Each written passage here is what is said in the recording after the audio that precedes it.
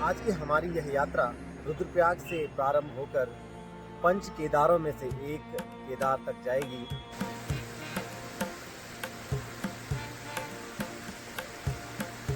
और अब हमें लगभग इस पहाड़ी पर सीधा चढ़ाई चढ़ते हुए इस शीट्स पर जाना है और इसी शीट्स पर विराजमान है मेरे महादेव, मेरे बाबा मद महेश्वर।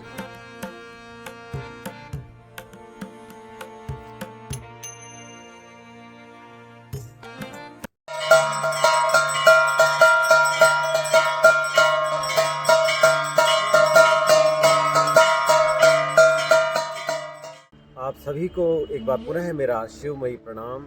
हर हर महादेव। आज दिनांक 18 नवंबर 2023 शनिवार का दिन और सुबह के लगभग 7 बज रहे हैं और हम हैं अभी उत्तराखंड में प्रसिद्ध 5 प्रयागों में से एक रुद्रप्रयाग में।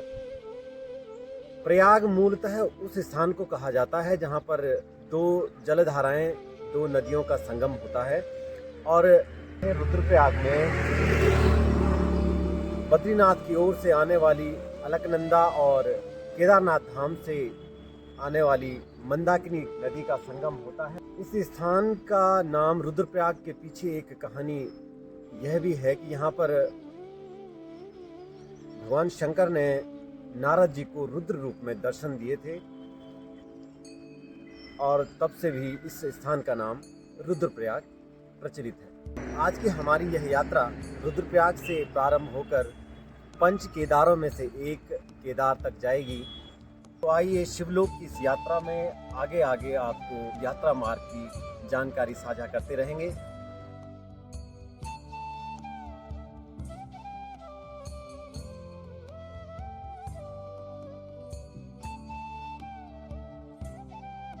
रुद्रप्रयाग से केदारनाथ मार्ग पर लगभग 35 किलोमीटर दूर आकर हम आए हैं अभी एक स्थान कुंड में। और कुंड से ही 2 रास्ते अलग अलग हो जाते हैं, जहाँ से जो सामने रास्ता दिख रहा है वो गुप्त काशी होकर केदारनाथ की ओर जाता है और ये वाला रास्ता ऊखीमठ होकर के मदमहेश्वर तक जाएगा।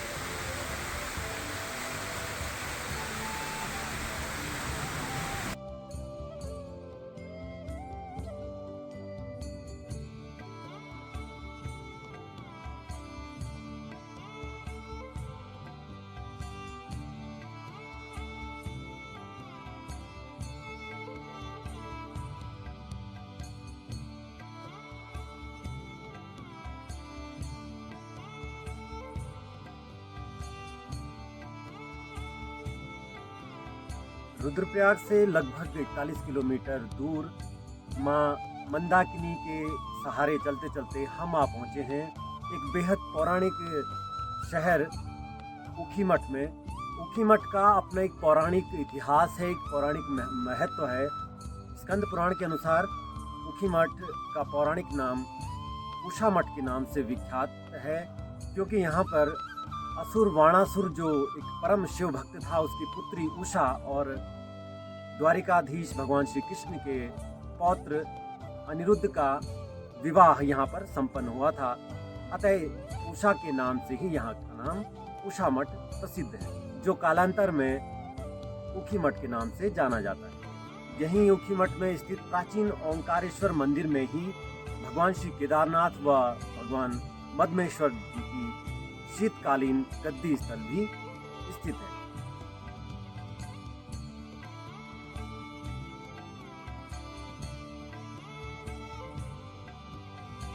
नवंबर माह की गुलाबी ठंड और सुबह सुबह की गुनगुनी धूप का आनंद लेते हुए लगभग 10 बजे हम पहुंचे हैं अपने सड़क मार्ग के अंतिम पड़ाव रांसी में और अब यहाँ से हमारी पैदल यात्रा प्रारंभ हुई।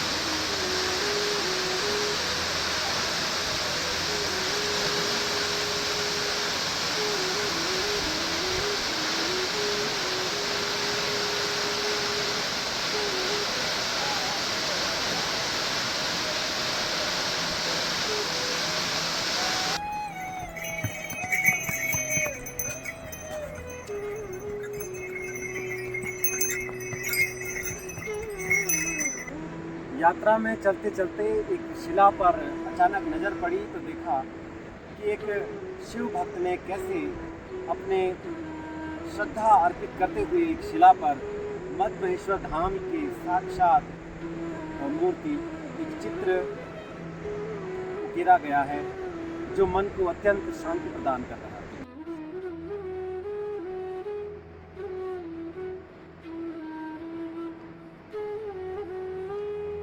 मध्य महेश्वर की यात्रा में जो मुझे सबसे प्रिय बात लगती है वह है यहाँ की शांति और बद्री केदार या अन्य तीर्थों की अपेक्षा कम भीड़भाड़।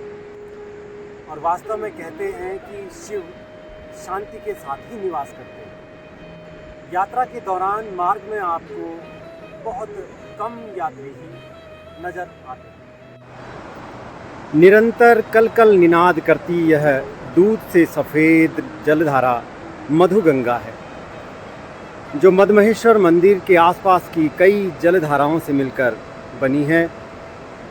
मैं सोचता हूँ यह मधुगंगा कितनी सौभाग्यशाली होगी जो निरंतर मेरे महादेव के चरणों का स्पर्श लेते हुए यूं ही बहती रहती है। अंगतोली धार से लगभग 4 किलोमीटर पैदल सीधा रास्ता तय करके हम पहुंच चुके हैं अब इस यात्रा की अंतिम बस्ती गोंडार गांव में, जहां से हमारी अब चढ़ाई वाली यात्रा प्रारंभ होने वाली है।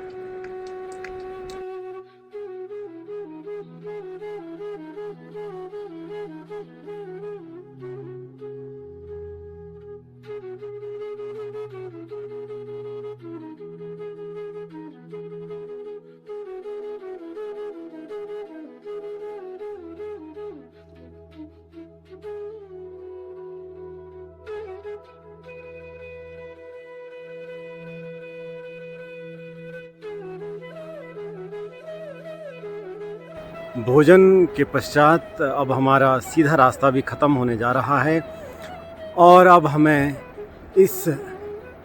लगभग इस पहाड़ी पर सीधा चढ़ाई चढ़ते हुए इस शीट्स पर जाना है। और इसी शीट्स पर विराजमान है मेरे महादेव, मेरे बाबा मद्महेश्वर।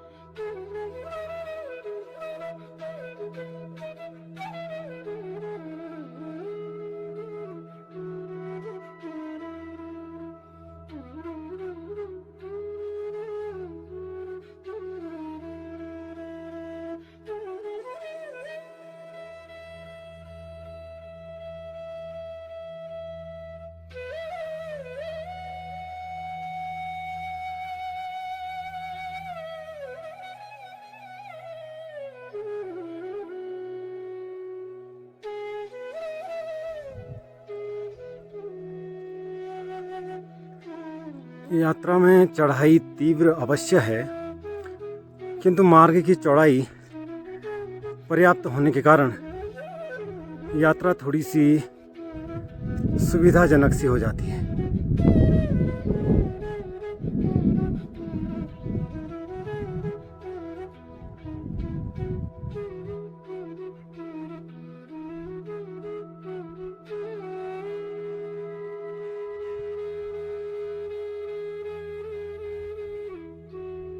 महादेव एवं मेरी माँ पार्वती के इस पवित्र आंगन में पैरों ने निरावरण चलने की चेष्टा की तो हमने भी महादेव का आदेश मानकर निरावरण चलने का ही निश्चय किया।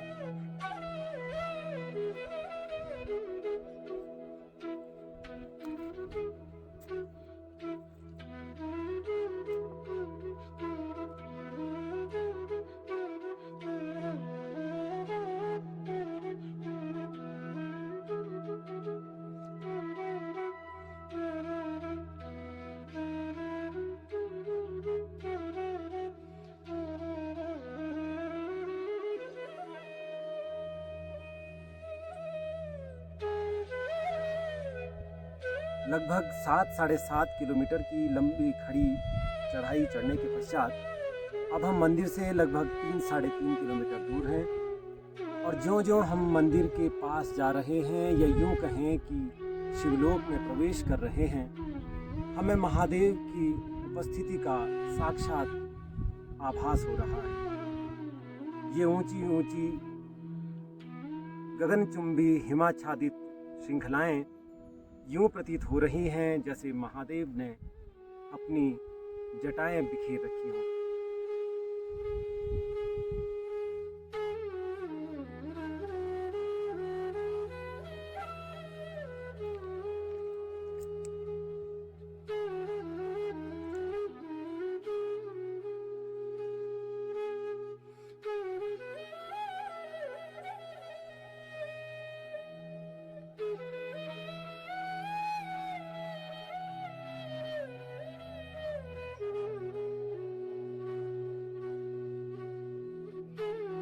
यह बात तो परम सत्य है कि हम शिवालयों में अपनी स्वेच्छा से नहीं जाते हैं, अपितु स्वयं महादेव हमें वहां खींच लेते हैं। और यह बात सिद्ध हो रही थी इस बाल शिव भक्त के सतत उत्साही कदमों से।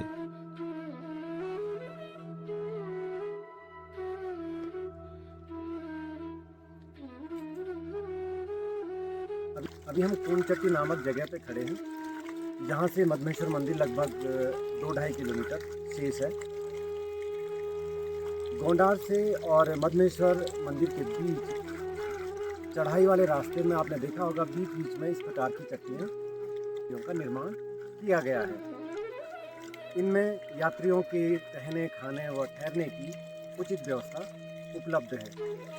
यदि आप रांची से या गोंडार से यात्रा प्रारंभ करने में विलंब हो जाते हैं तो भी यहाँ इन चट्टियों में आपको रात्रि विश्राम की समुचित व्यवस्था उपलब्ध मिलेगी। इस कठिन दुर्गम यात्रा का प्रसाद कुछ यूँ मिला कि हम ससमय भगवान श्रीमद महेश्वर के धाम पहुँच गए।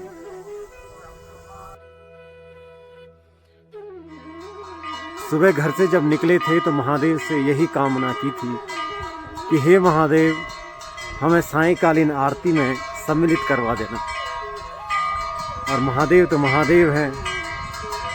हम जैसे ही अपने रहने की व्यवस्था करके मंदिर तक पहुँचे, देखा कि यहाँ आरती प्रारंभ हो चुकी है।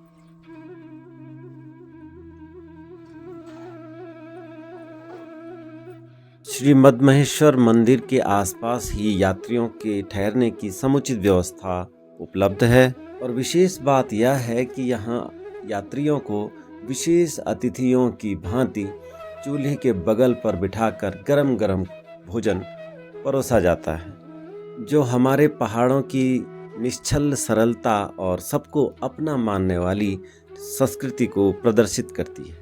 तो हमने भी यथाशीघ्र गर्मा गर्म भोजन प्राप्त कर विश्राम लेने का निश्चय किया, क्योंकि कल प्रातः यहाँ का अद्भुत सूर्योदय तथा महादेव का दिव्य रुद्राभिषेक के अनुपम दर्शन जो करने थे, जो हम आपसे वीडियो के अगले भाग में साझा करेंगे।